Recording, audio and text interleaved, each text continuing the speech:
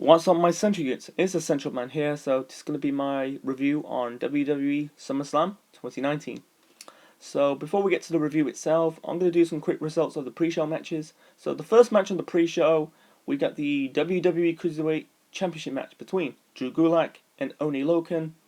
Gulak retained the Cruiserweight title on the show, defeating Oni Lorcan.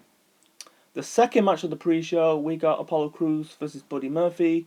Murphy defeated Apollo Crews by disqualification. And the third and final match on the pre-show, we got a tag team match for the WWE Women's Tag Team Championships.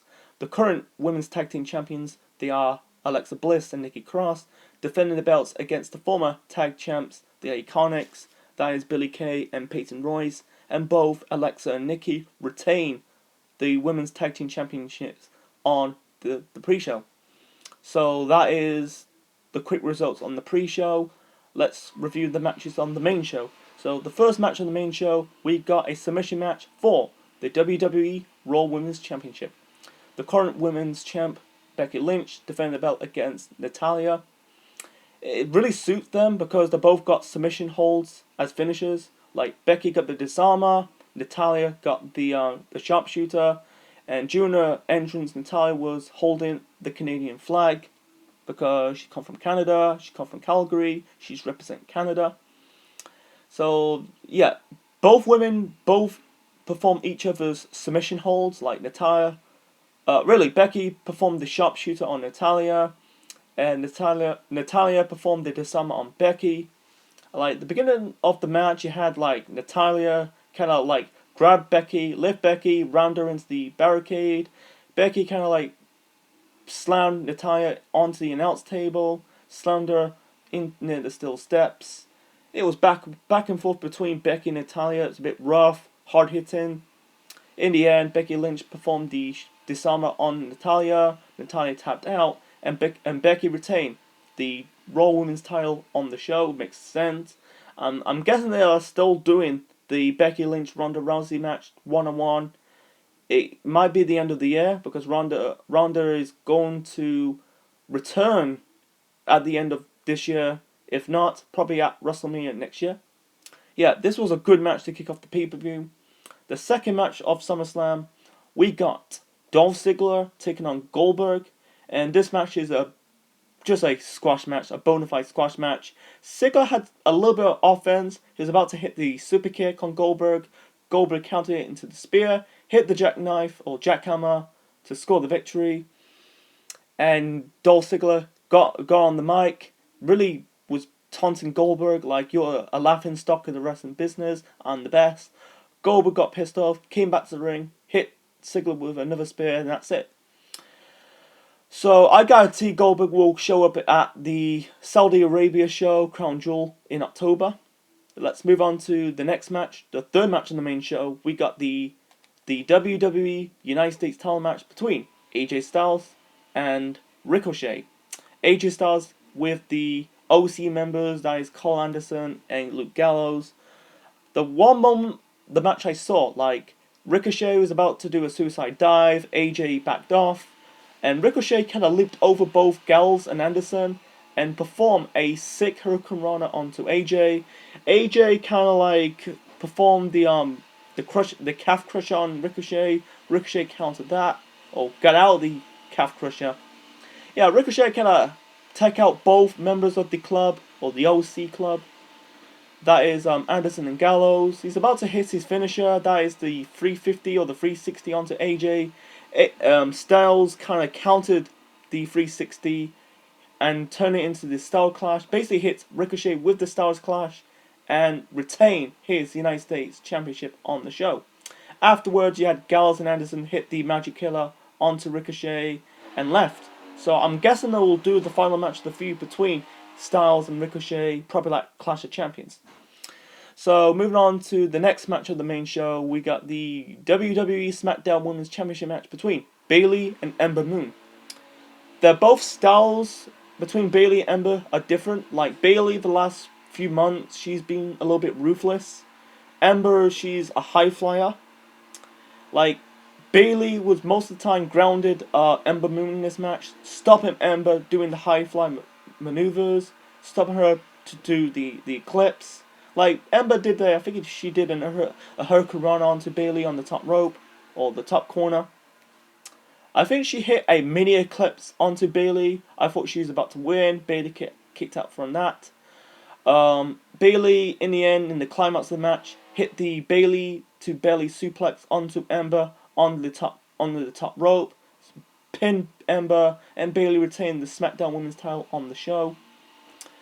I think the the Becky Lynch Natalya match was a lot better than Bayley and Ember. That's my opinion, but this match is still good. Okay, the next match we got Kevin Owens versus the best in the world, Shane McMahon.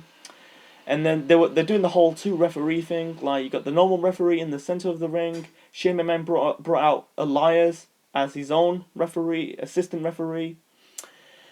I thought this match would be a train wreck, but this match was fun. It was a fun match, like, at some occasions, like the one moment of the match, you had Shane McMahon was teasing Kevin Owens, like, he grabbed the chair, Kevin Owens was holding that chair, he was about to hit Shane McMahon.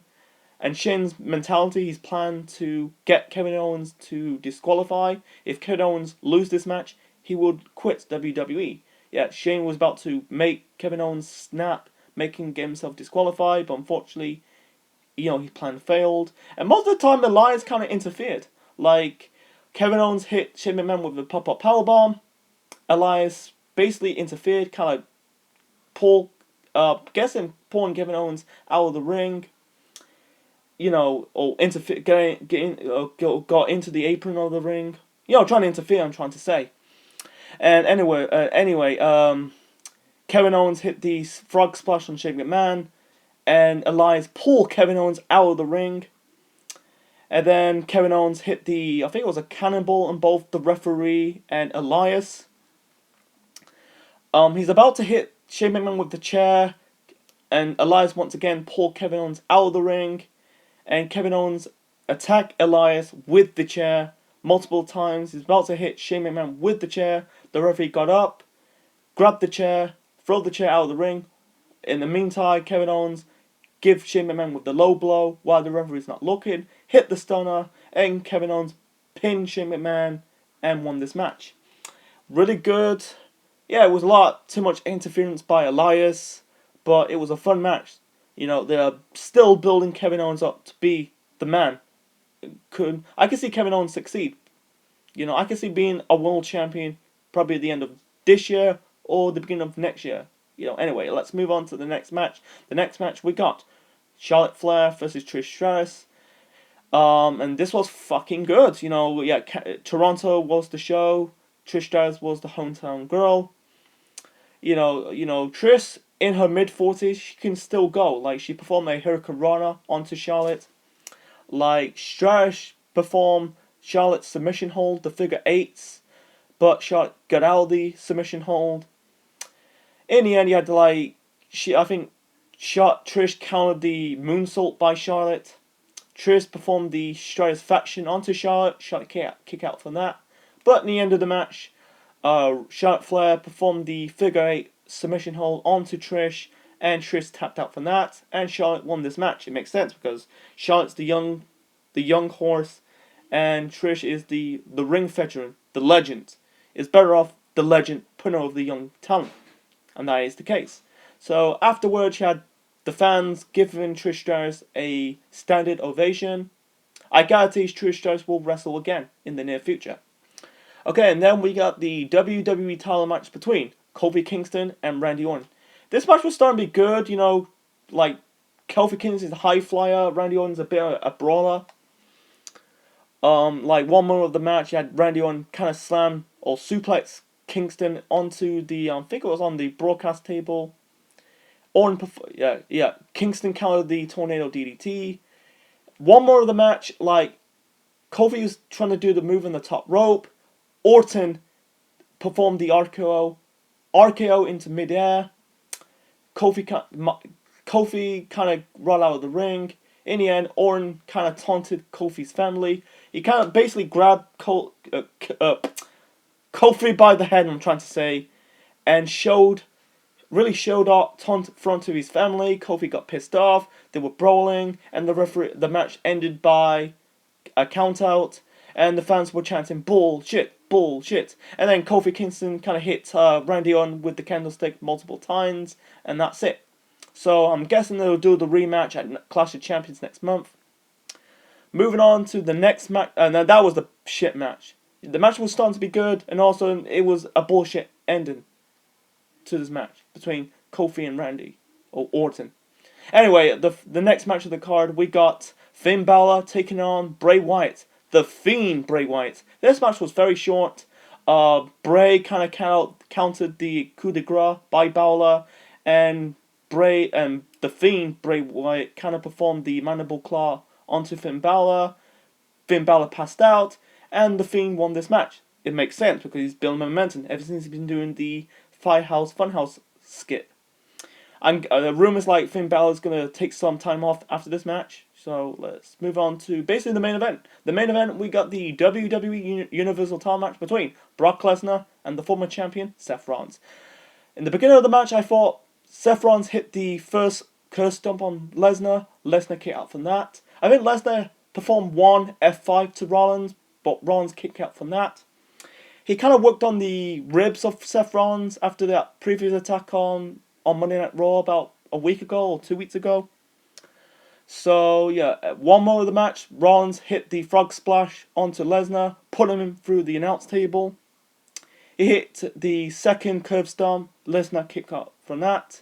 Instead, Lesnar was about to do the F5 for the second time. Rollins kicked out, or really countered it, and performed the super kick and the third stomp to Lesnar. Pins Brock Lesnar to regain the WWE Universal title. And her rumors, this is Lesnar's first clean loss since Survivor Series nearly 3 years ago. You know, the Goldberg-Brock Lesnar match from that year's Survivor Series. It was the same show, you know, Goldberg squashed Brock Lesnar on that year's Survivor Series. So anyway, SummerSlam 2019, I think, in my opinion, this is the best SummerSlam probably since 2011. It wasn't a bad show, but I'll give it a thumb up show for SummerSlam 2019.